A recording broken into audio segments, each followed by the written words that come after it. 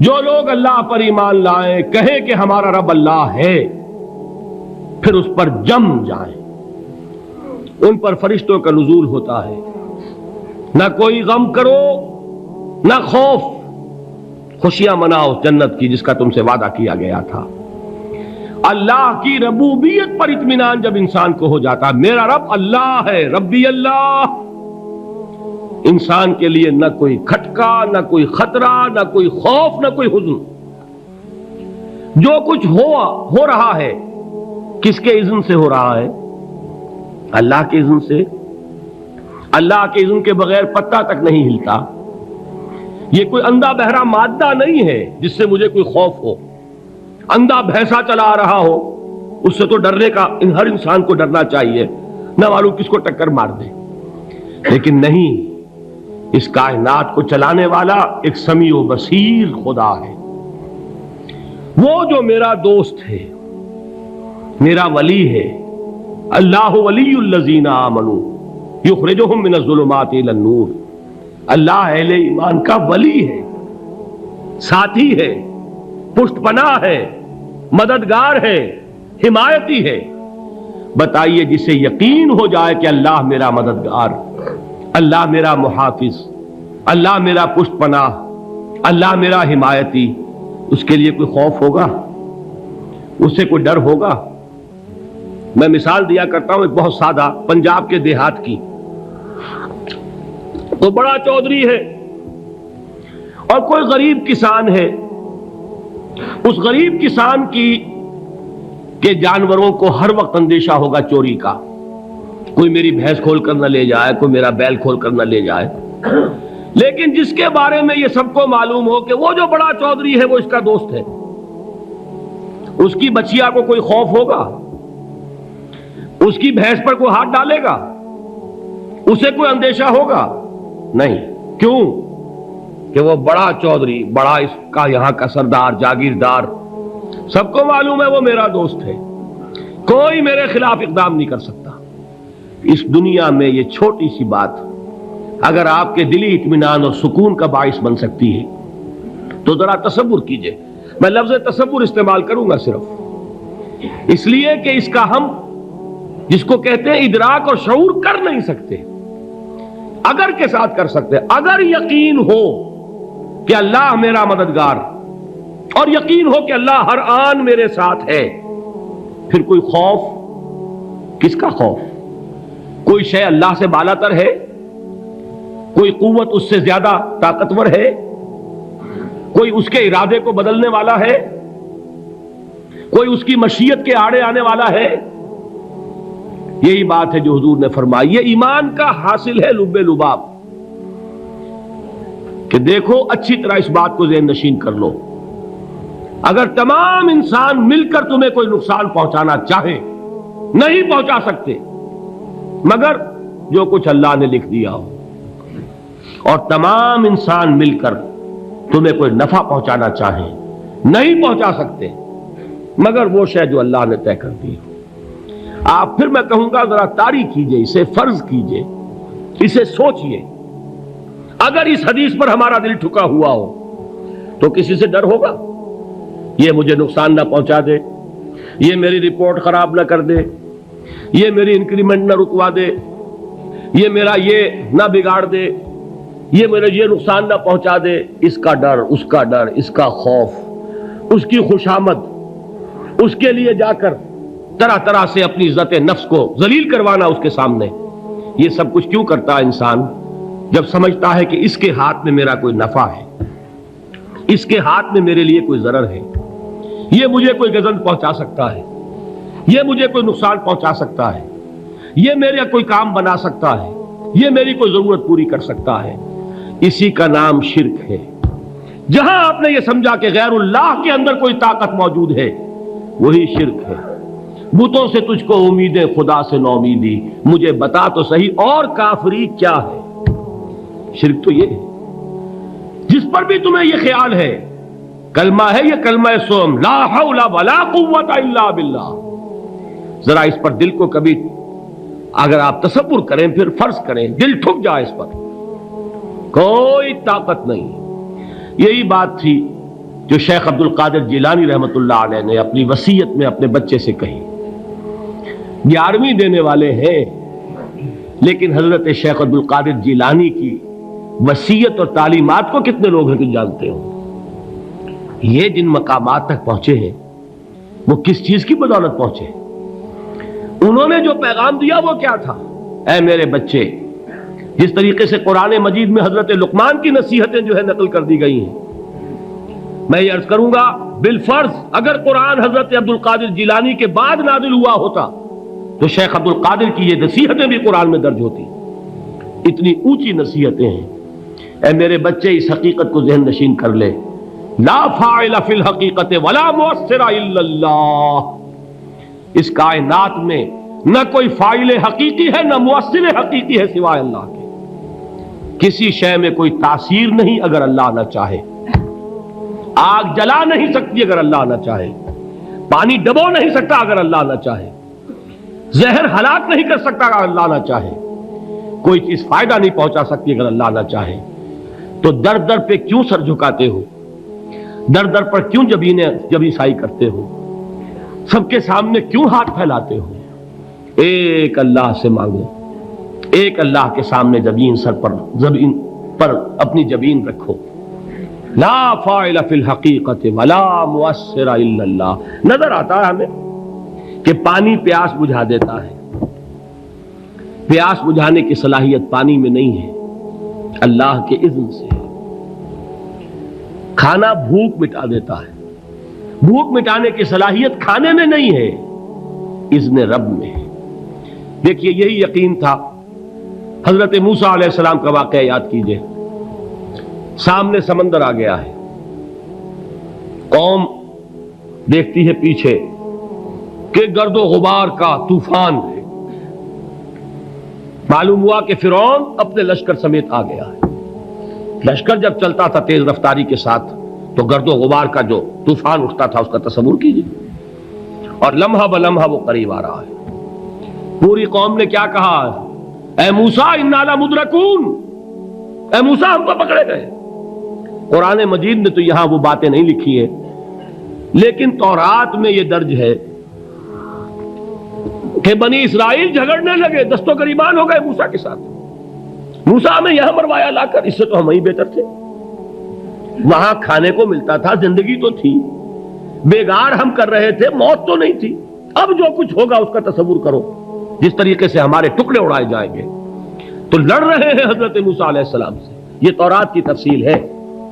قرآن میں صرف اتنا آیا ہے، پریشان ہو کر انہوں نے کہا انا لمدرکون، موسیٰ ہم تو پکڑے گئے. اس وقت موسیٰ کا جواب کیا ہے؟ کلا ان معی ربی سیہدین. نہیں، میرے ساتھ میرا رب ہے، وہ راستہ دے گا. بتائیے کہاں راستہ نظر آ رہا ہے؟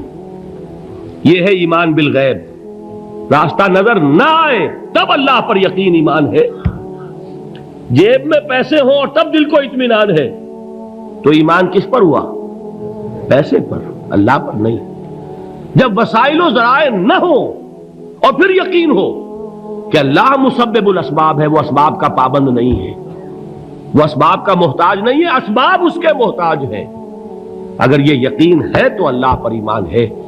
یہ نہیں ہے تو تمہارا ایمان اسباب پر ہے، وسائل پر ہے، ذرائع پر ہے، مادیات پر ہے، اللہ پر نہیں. اس وقت کہاں راستہ تھا؟ کوئی راستہ تھا؟ سمندر ہے اور ادھر سے لشکر آ گیا ہے. کلا ان معی ربی سیہدین. اب دیکھیے ایمان کہہ دینا آسان ہے، ہوا معکم اینما کنتم، جہاں کہیں بھی تم ہوتے ہو اللہ تمہارے ساتھ ہوتا ہے. لیکن اس کا یقین قائم ہو جائے تو زمین و آسمان کا فرق واقع ہو جائے. یہی بات ہوئی حضور کے ساتھ. غار ہے، چھپے ہوئے ہیں محمد الرسول اللہ اور آپ کے وہ یار غار ابو بکر صدیق رضی اللہ تعالی عنہ. اقبال نے حضرت ابو بکر کی شان میں چند اشعار کہے صرف، لیکن واقعہ یہ ہے کہ بھاری بھاری نظموں پر اور قصیدوں پر بھاری ہے. طویل ترین نظمیں اور قصیدے ہوں ان پر بھاری ہے. ہمت ابو بکر کی ہمت جو ہے کشت ملت را چو ابر، جیسے بارش سے کھیتی اپجتی ہے، ابو بکر کی ہمت اور عزیمت اس امت کو اسی طرح سینچنے والی ہے۔ ثانیے اسلام و غار و بدر و قبر، وہ دوسرے تھے اسلام میں، دوسرے پہلے کون تھے؟ انا اول المومنین، حضور فرماتے ہیں سب سے پہلا ایمان لانے والا میں، دوسرے ابو بکر۔ ویسے ہمارے ہاں یہ چلتا ہے اختلاف، حضرت علی پہلے ہیں کہ حضرت ابو بکر پہلے ہیں، لیکن اس میں بڑی خوبصورت تطبیق قائم کی ہے علماء نے، اور بہت صحیح ہے۔ چار کے بارے میں فیصلہ ہی مت کرو کہ کون پہلے ہے، ان کی ایک عجیب تقسیم کر دی ہے۔ آزاد مردوں میں، بالغ مردوں میں سب سے پہلے ابو بکر، بچوں میں سب سے پہلے علی، خواتین میں سب سے پہلے خدیجہ، اور غلاموں میں سب سے پہلے زید ابن حارثہ۔ بڑی پیاری تقسیم ہے، یہ چاروں ہی پہلے ہیں، ہر ایک کے لیے اولیت ہے۔ اور واقعہ یہ ہے کہ اگر زمانی اعتبار سے تعین ہوگا تو پہلے خدیجۃ الکبریٰ آئیں گی رضی اللہ تعالی عنہ، کسی اور سے بات کرنے کی نوبت بعد میں آ سکتی ہے، پہلے تو اہلیہ محترمہ سے بات ہوئی، آتے ہی پہلی وحی ہوئی ہے، ابھی تبلیغ کا حکم نہیں تھا۔ کس کو بتایا واقعہ؟ ابھی اپنی نبوت کی تبلیغ کا تو حکم ہی نہیں آیا، واقعہ کس کا ہے؟ وہ خدیجہ کا ہے۔ جب کہا ہے کہ خشیت علی نفسی، مجھے اپنی جان کا اندیشہ ہے، تو کیا جواب دیا خدیجہ نے رضی اللہ تعالی عنہا؟ وہ صدیقۃ الکبریٰ ہے، صدیقات جو ہے خواتین ان میں چوٹی پر خدیجۃ الکبریٰ ہے رضی اللہ تعالی عنہا، اور صدیق جو مرد ہیں ان میں صدیق اکبر ہے ابو بکر صدیق رضی اللہ تعالی عنہ، لیکن صدیقات میں چوٹی پر۔ جب حضور نے فرمایا خشیت علی نفسی، کیا فرمایا، کیا عرض کیا، کیسے تسلی دی؟ نہیں نہیں، اللہ آپ کو ضائع نہیں کرے گا، آپ غریبوں کے ہمدرد ہیں، آپ مساکین کے تکالیف رفع کرنے والے ہیں، آپ بیواؤں کی سرپرستی کرتے ہیں، آپ مسافروں کی خدمت کرتے ہیں، اللہ آپ کو ضائع نہیں کرے گا۔ یہ یقین ہے اس خاتون کے اندر۔ خیر وہ ایک علیحدہ بات ہو جائے گی۔ میرے دل پر حضرت خدیجہ رضی اللہ تعالیٰ عنہ کی شخصیت کا بڑا گہرا نقش ہے، جو وہ کوئی اور ہی وقت اور موقع ہوا تو بیان ہوگا۔ بہرحال اقبال نے ایک مصرے میں جو چار اولیتیں جمع کر دی ہیں، ہمتیں او کشت امت را چو ابر، ثانی اسلام و غار و بدر و قبر۔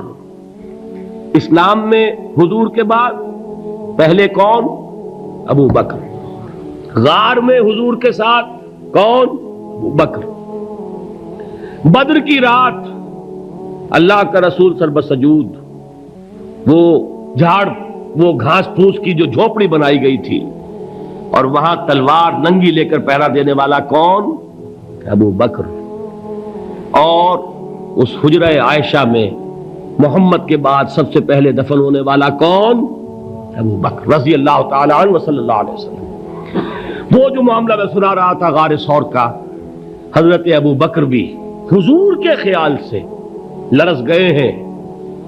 آپ کو یاد ہوگا کہ جا کر پہلے تمام جتنے سوراخ تھے انہیں بند کیا ہے، ایک سوراخ رہ گیا تھا جس کو بند کرنے کے لیے کوئی کپڑا نہیں تھا، وہاں اپنی ایڑی رکھی ہے، تب کہا ہے حضور سے تشریف لائیے، اور اپنے زانو پر حضور کو لٹایا ہے، اور وہاں کسی موذی جانور نے کاٹا ہے، حضور کی آنکھ لگ گئی تھی اس وقت، اس بل کے اندر جو بھی بچھو ہے کیا ہے واللہ عالم، اس نے کاٹا ہے، اس کی تکلیف کی وجہ سے ابو بکر کی آنکھوں سے آنسو ٹپک گئے، حضور کے چہرے مبارک پر پڑے ہیں، تو حضور جاگے ہیں، معاملہ کیا ہے؟ ایڑی نہیں ہٹائی وہاں سے، مبادا وہ جانور وہاں سے نکل کر محمد الرسول اللہ کو کوئی گزن پہنچا دے، ابو بکر کی ایڑی ہے، جس طرح چاہے کھا لے، ختم کر دے، جان نکل جائے تب کوئی آنچ آئے، محمد پر تو آئے، لیکن جیتے جی نہیں۔ وہ ہے ابو بکر۔ حضور کے خیال سے اس وقت حضور نے پھر اپنا لعاب دہن لگایا ہے، اور اس سے پھر آپ کی تکلیف ختم ہوئی۔ جیسے خیبر میں حضرت علی کی آنکھ دکھ رہی تھی، اس کو جو شفا حاصل ہوئی ہے وہ بھی حضور کے لعاب دہن سے ہوئی۔ تو بہرحال اس وقت انہوں نے کہا ہے کہ اے نبی یا رسول اللہ، اگر اس وقت ان میں سے کسی نے غیر ارادی طور پر بھی اپنے قدموں کی طرف جھانک لیا تو پکڑے جائیں گے۔ کیا جواب تھا اللہ کے رسول کا؟ لا تحزن ان اللہ معنا، اللہ ہمارے ساتھ ہے، کیوں گھبراتے ہو ابو بکر؟ یہ ہے ایمان باللہ، میرا مالک اللہ، میرا رازق اللہ، میرا محافظ اللہ، میرا مددگار اللہ، میرا پشت پناہ اللہ، میرا دوست اللہ۔ یہ دوستی ہے اللہ کی جو لب لباب ہے، حاصل ہے ایمان کا، اسی کا نام ولایت ہے۔ اولیاء اللہ کے سروں پر سینگ نہیں ہوتے، جس کے دل میں ایمان راسخ ہو چکا ہو وہی اللہ کا ولی ہے، جسے اللہ پر یقین ہو چکا ہے وہی اللہ کا ولی ہے، جسے یقین ہے اللہ میرے ساتھ ہے، میرا مددگار، میرا پشت پناہ، میرا ساتھی، میرا دوست، میرا محبوب، میرا محب۔ اللہ اہل ایمان سے محبت کرتا ہے۔ واللہ یحب الصادقین، ان اللہ یحب الذین یقاتلون فی سبیلہ صفا کانہم بنیان مرصوص۔ اللہ محبت کرنے والا، اہل ایمان محبوب، اور اہل ایمان محبت کرنے والے اللہ محبوب۔ والذین آمنوا اشد حبا للہ۔ آپ تصور کیجئے جسے یہ رشتہ ایمان یا رشتہ ولایت حاصل ہو جائے، الا ان اولیاء اللہ لا خوف علیہم ولا هم یحزنون، آگاہ ہو جاؤ، اللہ کے دوستوں کے لیے نہ کوئی خوف ہے نہ کوئی حزن ہے۔